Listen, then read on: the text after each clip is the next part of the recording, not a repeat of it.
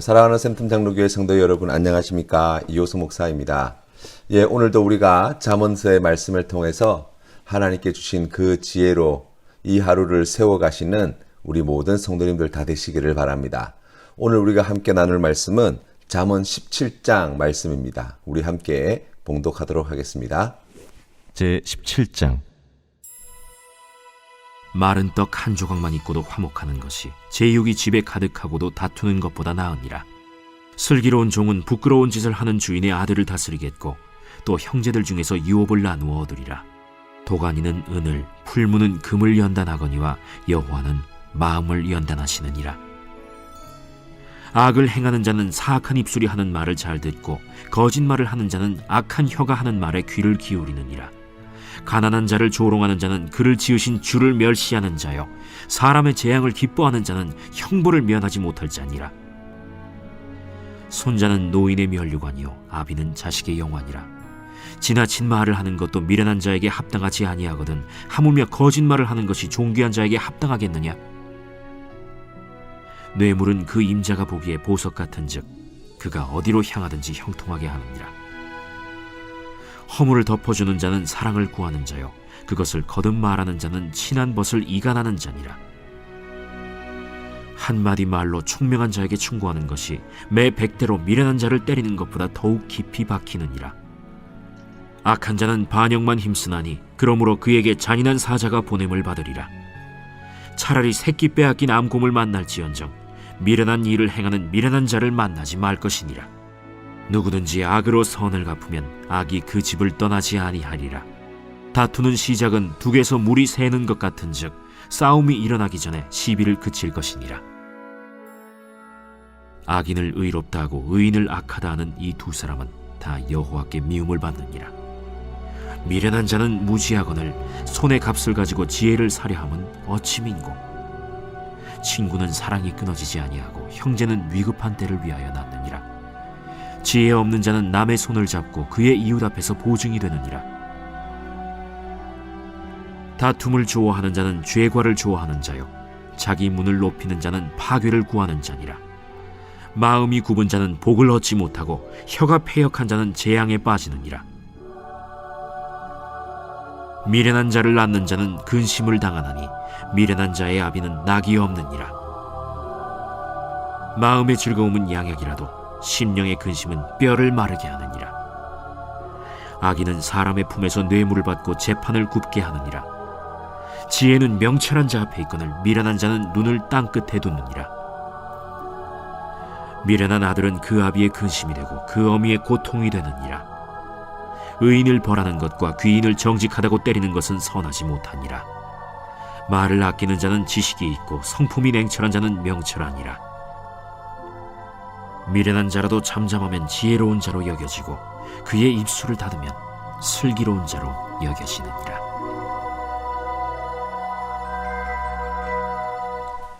가정은 하나님이 세상을 창조하시고 제일 먼저 만드신 공동체입니다.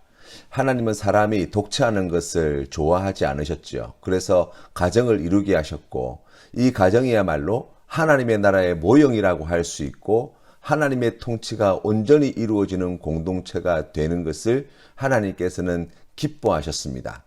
오늘 가정이 큰 위기를 맞고 있다고 합니다. 어른들은 결혼해서 서로 성격 차이로 여러 가지 배우자의 문제로 이혼을 쉽게 하지만 자신의 의지와 상관없이 부모의 이혼을 지켜보는 자녀들이 받는 고통과 상처는 우리가 상상하는 것 이상이라고 이야기합니다. 그리고 그 상처와 고통은 그들의 삶 가운데 또 사회에 적지 않은 영향을 미친다는 것을 우리가 보고 있습니다. 이제는 1인 가구 시대라고 하지요. 전체 가구의 30% 정도가 1인 가구이고 앞으로도 계속해서 늘어날 것이라고 진단을 합니다. 이제 자녀를 낳지 않는 가정이 많아졌다는 거예요. 결혼도 하지 않는다는 것입니다. 가정에서 강아지와 고양이는 키워도 결혼해서 자식은 못 낳겠다는 거예요. 왜냐하면 자식을 낳아 키우기에는 너무나 많은 짐을 져야 되기 때문이죠. 특히 집과 교육비 그리고 결혼 비용 문제 이런 것들을 생각해 보면 부모 세대의 노후를 포기하게 만드는 그만큼 과도한 짐이 자녀들 때문에 이 가정에 지워진다는 거예요. 결국 가정의 위기는 사회 공동체의 미래가 뿌리채 흔들리는 위기라고 할 수 있고, 우리가 그러한 이야기들을 들어보면 앞으로 대한민국의 인구가 갈수록 감소되고 가정의 위기 속에서 발생하는 사회적 비용은 점점 더 늘어나게 될 것이라는 것을 우리가 진단할 수 있습니다. 오늘날 세상의 최고의 가치는 돈이라고 이야기를 하더라고요. 돈이 곧 하나님인 시대, 바로 그 시대가 지금이라고 말씀하시는 분들이 있습니다. 가정의 위기에서도 이 돈이 차지하는 비중이 작지 않습니다. 이혼의 문제를 다루고 있는 그러한 연구들을 살펴보면 소득 수준에 따라서 이혼율이 큰 차이를 보이고 있다고 말씀합니다. 소득이 높으면 높을수록 오히려 이혼율은 떨어진다는 거예요. 그만큼 이 가정의 문제에, 이 이혼의 문제에 이 재정적인 문제가 큰 비중을 차지한다고 우리가 이해할 수 있습니다. 그런 시대를 살아가고 있는 그리스도인에게, 그러한 가정에게 주시는 말씀이 1절 말씀이에요. 마른 떡 한 조각만 있고도 화목한 것이 제육이 집에 가득하고도 다투는 것보다 나으니라고 말씀합니다. 이 말씀을 살펴보면 이 대조를 통해서 하나님께서 매우 강조해서 그 뜻을 전해주시는데요. 마른 떡 한 조각과 제육, 그리고 화목과 다툼이 정반대의 뜻이라고 이해할 수 있습니다. 먼저 여기에 나오는 제육이라고 하는 말은 단순한 그 고기를 뜻하는 말이 아니에요. 이 원어의 의미를 살펴보면 이스라엘 백성들이 하나님께 바친 희생 제물을 가리키는 단어입니다. 특별히 화목 제물과 같은 경우 하나님께 제물을 바치고 난 뒤에 그 바친 제물 가운데 일부를 온 가족이 함께 나누어 먹을 수 있도록 제사법을 그렇게 제정하셨지요. 하나님께 바친 제물이 많으면 많을수록 같이 나눠 먹을 수 있는 고기도 함께 많아지는 것은 당연할 것입니다. 결국 경제적인 부유함과 함께 신앙의 열심도 함께 가지고 있는 말씀이 바로 이 제육이라고 하는 단어에 들어있는 의미라고 할 수 있습니다. 여러분, 그런데 보십시오. 가정은 부유하고 하나님에 대한 열심이 많이 있습니다. 그럼에도 불구하고 하나님 앞에서 다툰다는 말이에요. 그러한 가정은 차라리 말라 비틀어진 떡 한 조각만 가지고 화목하는 것이 훨씬 낫다고 말씀해 주시는 거예요. 제육이 집에 가득한 것이 가정의 목표가 되어서는 안 됩니다. 가정의 목표가 신앙의 열심만 있는 것이 되어서도 안 되는 거예요. 하나님께서 기뻐하시는 이 화목의 은혜를 놓쳐서는 안 된다는 말씀이에요. 이것이 하나님께서 우리 믿음의 가정에게 들려주시는 하나님의 뜻이라고 말씀합니다. 가정의 목표가 경제적인 부유함에 둔다면 다툴 일이 꼭 생깁니다. 평안과 평온함을 잃어버립니다. 하나님은 그런 가정을 결코 원하지 않으시는 거예요. 그러면 어떻게 해야 온 가족이 화목하고 조용하고 평안하고 평온한 삶을 살아갈 수 있습니까? 라고 이야기할 때 우리가 여러 가지 이야기들을 가지고 이렇게 해야 된다, 저렇게 해야 된다 우리가 살펴볼 수 있지만 오늘은 특별히 16장에 우리 앞에 나와 있는 16장의 말씀을 연결해서 한번 생각해 보도록 하겠습니다. 우리가 오늘 읽은 말씀 앞에 보시면 32절 말씀에 노하기를 더디하고 마음을 잘 다스리라고 말씀합니다. 구체적으로는 18절, 그러니까 16장 18절 이후에 나온 말씀에서처럼 하나님과 가족들 앞에서 교만함과 거만한 마음을 버리고 겸손하여 마음을 낮추는 자가 되어야 한다고 말씀하고 있어요. 또 항상 말씀에 주의하고 하나님을 한 마음으로 의지하라고 말씀하고 있어요. 구체적으로는 성령 하나님이 말씀하시는 것 같이 선한 말이 우리의 입에 가득할 때 시끄러운 다툼이 사라지고 하나님께서 주시는 평안과 평온한 가정을 이룰 수 있다는 지혜를 우리가 배울 수 있습니다. 오늘 우리 가정이 하나님이 기뻐하시는 화목한 가정이 되도록 노하기를 더디하고 또 하나님께서 기뻐하시는 마음을 잘 다스릴 뿐만 아니라 교만한 마음, 거만한 마음을 버리고 겸손하고 자신을 낮추는 마음으로 항상 모든 일에 하나님의 말씀을 주의하고 하나님을 의지하는 믿음으로 선한 말들을 우리가 함께 나누는 그러한 지혜롭고 복된 삶을 사시는 우리 모든 성도님들 되시기를 바랍니다. 2절 말씀에 보시면 슬기로운 종은 부끄러운 짓을 하는 주인의 아들을 다스리겠고 또 형제들 중에서 유업을 나누어 얻으리라고 말씀하고 있습니다. 당시 이스라엘에서는 아들이 아버지의 유산을 물려받을 자격이 있었지만 아들이 오늘 말씀에 나와 있는 것처럼 게으름과 방탕함에 빠져서 악하고 무능하고 또 가정을 이 집안을 갖다가 위태롭게 할 그러한 모습이 보이면 이 아버지는 더 덕스럽고 지혜로워서 주인의 신망을 받고 있는 종에게 아들에게 주어야 할 그러한 모든 지위와 모든 재산을 다 돌려주는 일들이 있었습니다. 구체적으로는 주인이 자기 아들로 그 종을 입양하여서 다른 자식들보다 더 많은 유산과 지위를 보장해 주는 것이었지요. 객관적으로 보면 아버지의 아들과 아버지의 종은 경쟁 상대가 될 수 없지요. 넘어설 수 없는 차이와 한계가 분명합니다.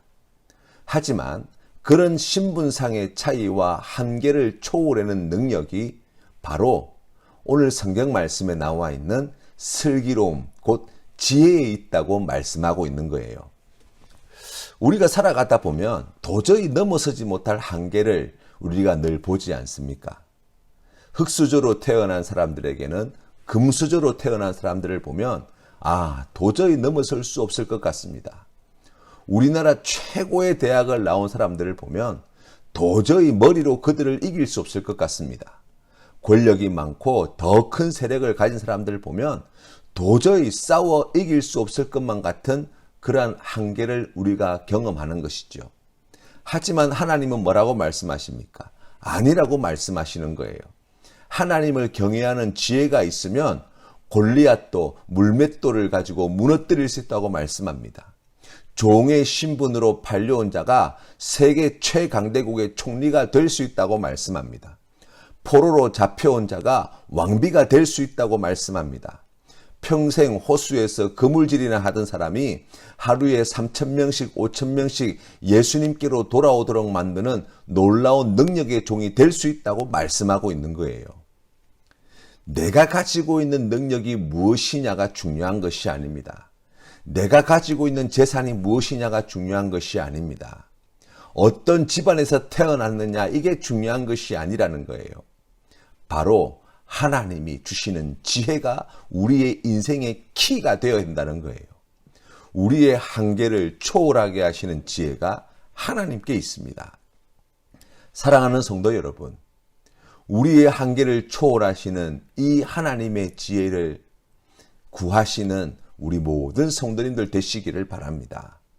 그리하여서 하나님께서 행하시는 그 놀라우신 능력과 우리 하나님의 그 무한하신 사랑과 지혜로우심을 자신의 삶으로 증명해내고 그 귀한 복음을 땅끝까지 전하는 데에 귀하게 쓰임받는 우리 모든 성도님들 다 되시기를 주님의 이름으로 축원합니다. 3절 말씀입니다. 도가니는 은을, 풀무는 금을 연단하거니와 여호와는 마음을 연단하시느니라 하십니다. 하나님은 우리의 마음을 다 살피시고 아시는 분이시죠. 하나님은 우리가 선한 마음, 지혜로운 마음을 가지기를 원하십니다. 그래서 우리의 마음을 금과 은을 연단하듯이 오늘도 연단하고 계시다고 말씀하는 거예요. 금과 은이 들어있는 돌멩이에서 순금과 순은을 얻는 방법은 간단합니다. 불순물만 제거하면 되는 거예요. 불순물만 제거하면 순은과 순금밖에 남지 않게 되는 거예요. 그런데 그 불순물을 제거하기 위해서 하는 방법이 무엇입니까? 그것은 그 돌멩이들을 먼저 잘게 부수어 버립니다. 그리고 그것을 도가니에 넣고 뜨겁게 달구어 버립니다. 잘게 부수고 뜨겁게 달군다고 해서 거기 안에 들어있던 것이 갑자기 순은이 되고 순금이 되는 게 아니지요. 뜨겁게 달구고 잘게 부수면 불순물이 드러나는 거예요. 이 과정을 통해서 불순물을 드러내는 거예요. 그리고 그런 불순물이 드러날 때 그 불순물을 걷어내어야지만 비로소 순은과 순금을 얻을 수 있는 것입니다. 하나님이 믿는 성도들의 마음을 연단하실 때도 이 잘게 부수고 뜨겁게 달구는 것 같은 그러한 인생의 어려움들을 주실 때가 있어요. 이 연단의 과정을 하나님께서 우리에게 허락하시는 이유는 그 고통 자체, 그 어려움 자체를 주시기 위함이 아니에요. 이 과정을 통해서 하나님께서는 우리 안에 있는 악함과 어리석음과 미련함을 드러내시기 위함이고, 그것을 드러내어서 그것을 제거하시기 위함이라고 말씀하고 있는 거예요. 이 연단하다는 말씀은 시험하다, 검사하다는 뜻을 가지고 있는 말이에요. 그러니 하나님께서는 우리에게 고난을 통해서, 인생 채찍을 통해서, 때로는 말씀으로, 때로는 놀라운 은혜와 복으로 우리를 끊임없이 시험하고 계시고 우리의 마음을 끊임없이 검사하고 계시다고 말씀하고 있습니다. 이 과정을 통해서 우리가 모든 악과 어리석음과 미련함을 보게 하시고 그것을 버리게 하시는 일을 행하시는 거예요. 오늘 우리가 살아가는 삶의 자리를 다시 한번 믿음의 눈으로 바라보십시다. 모든 순간순간들 되어지는 일들을 통해서 하나님은 우리의 마음을 오늘도 연단하실 것입니다. 이러한 하나님의 뜻을 깨달아 하나님이 우리를 정금같이 만드시기 위해서 우리의 악함을 드러내게 하시고 우리의 미련하고 어리석음을 나타내게 하여 주실 때 그것을 우리가 잘 분별하여서 악한 것과 미련하고 어리석은 것을 버리고 하나님께서 기뻐하시는 지혜롭고 의롭고 정직하고 거룩한 삶의 길을 걸어가게 될 때 하나님께서 기뻐하시는 점금과도 같은 믿음으로 나아가는 은혜를 누리게 되어지는 거예요. 사랑하는 성도님의 오늘 이 하루가 이와 같은 은혜와 이와 같은 복으로 가득한 복된 날이 되시기를 주님의 이름으로 축원합니다. 오늘 우리가 함께 부를 찬송은 찬송가 413장 내 평생에 가는 길 함께 찬양드리겠습니다. 내 평생에 가는 길 순탄하여 늘 잔잔한 강 같든지 큰 풍파로 무섭고 어렵든지 나의 영혼은 늘 편하다. 내 영혼 평안해. 내 영혼 평안해. 저 마귀는 우리를 삼키려고 입 벌리고 달려와도 주 예수는 우리의 대장 되니 끝내 싸워서 이기리라. 내 영혼 평안해. 내 영혼 평안해. 내 지은 죄 주홍빛 같더라도 주 예수께 따르면 그 십자가 피로써 다시 쓰사 흰 눈보다 더 정하리라. 내 영혼 평안해. 내 영혼 평안해. 저 공중에 구름이 일어나며 큰 나팔이 울릴 때에 주 오셔서 세상을 심판해도 나의 영혼은 겁없으리. 내 영혼 평안해. 내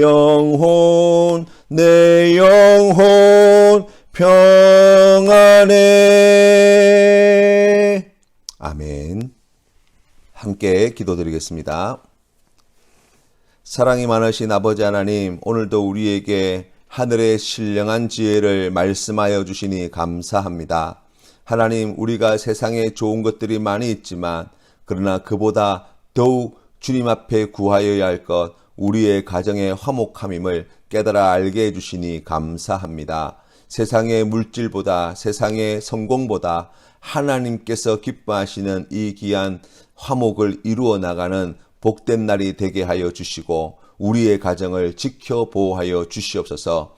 아버지 하나님, 우리의 능력과 아버지 하나님 우리의 한계를 초월하게 하시는 하나님의 지혜의 능력을 깨달아 알게 해주시니 감사합니다. 이 지혜를 사모하게 하시고 이 지혜를 구하게 하여 주시어서 우리로 하여금 그 모든 한계와 상황을 초월해내시는 하나님의 능력과 그 은혜를 누리는 복된 성도 될 수 있도록 주님 인도해 주시옵소서. 아버지 하나님, 우리의 마음을 연단하시는 하나님의 그 깊으신 뜻을 깨달아 알게 해주시니 감사합니다. 오늘 모든 상황과 또한 모든 되어지는 일들과 모든 만남 속에서 우리 안에 드러나는 악과 미련함과 어리석음을 버리게 하시고 하나님께서 기뻐하시는 거룩함과 의로움과 또한 지혜로움으로 하나님께 영광 돌리는 우리 모든 성도님들 될 수 있도록 인도하여 주옵소서. 간절히 구하옵고 예수님 이름으로 기도드립니다. 아멘.